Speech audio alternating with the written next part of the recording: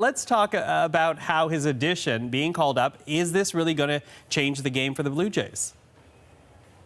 Yeah, I mean, it might not be like immediate impact change, but it is absolutely, like, this is the beginning. Tonight is the beginning of an entirely new era in Blue Jays baseball. This, I mean, I know that there's been a lot of hype and there's been a lot of talk, but it really does feel like this is a guy who could live up to it. This is a generational talent, and quite possibly, Carlos Delgado will have an argument, but quite possibly the best homegrown hitter the Blue Jays have ever had.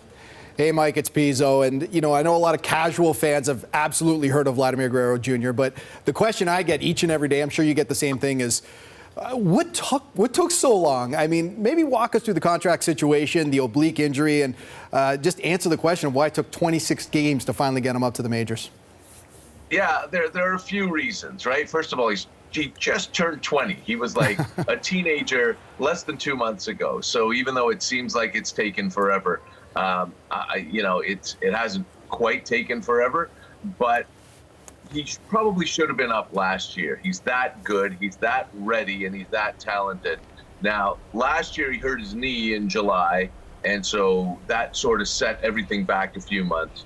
Then by the time last year ends, you get to the beginning of this season and you see, well, if you keep him down in the minors another 15 days, you get a whole extra year of control of him. And at his age, that's certainly worth doing once you're, pot committed, as you would say, to have him at that point. So going into the spring, we all knew he wasn't going to make the team. But then 2 weeks into spring, he hurts his oblique, so that makes it academic anyway, and he has to come back from it. And when the oblique got hurt, it was not quite mid-March yet, I don't think. And at the time of the injury, I said, well, we'll be lucky to see him before Mother's Day at this point in time. So he's really accelerated that track in coming back from the injury, going down and killing it in the minor leagues. And this is, like, for me, this is earlier than I expected to see him, given the injury. But again, had he not been hurt last year, had he not been hurt this year, then, I mean, he should have been up last August. Mm-hmm. Mike, walk us through, for people that don't follow the game as closely, in very simple terms, what are this guy's strengths? What are his weaknesses? Well, here's the thing. There's an organization called Baseball America that rates prospects, that all they do is look at young players who aren't in the major leagues yet and predict how good they think they're going to be. And the scouting scale, the rating scale, is 20 for the worst and 80 for the best. I don't know why. It just happens to work that way. But 80 is the highest grade you can give a guy. And they grade every tool, including hitting. They have never given an 80 to a hitter before. And Vladimir Guerrero Jr. got an 80.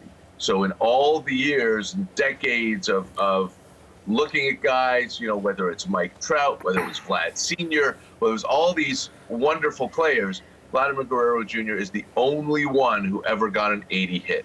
And that's something else. As far as everything else he does, really, it's all academic. It doesn't matter. He'll be an adequate third baseman for however long he plays third base. He's a good enough base runner, especially for a big guy. He can hit. He can hit, and he can hit, and that's really the only important thing. The bat is going to keep him a perennial all-star and a perennial, MVP candidate. If there's a website called Fangraphs that also has this really intense predictive system for what hitters are going to do, what they think they're going to do. They said going into this season, before he'd even had one at bat in the major league, that in 2019, Vlad Guerrero Jr. was going to be the 10th best hitter in Major League Baseball. So this is I was going to say this is the ceiling for this kid, but there is no ceiling. Mike, everything you're saying sounds like you're putting so much on this kid's shoulders. Not you, but everyone is.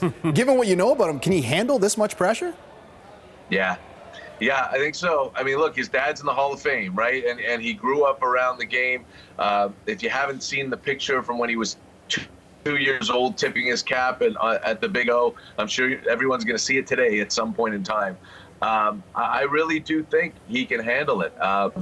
the only thing that's going to stop him is injury. And, you know, he had the knee injury last year, he had the oblique injury this year. He doesn't have a wonderful athletic body, but he's 20 years old and he is strong as anything. Yeah, I really do think that's the only thing that could derail him. Okay, Mike, thank you for that. We'll be watching. Thank you for the time. Thanks, guys. And that is Blue Jays broadcaster Mike Wilner, Mississauga.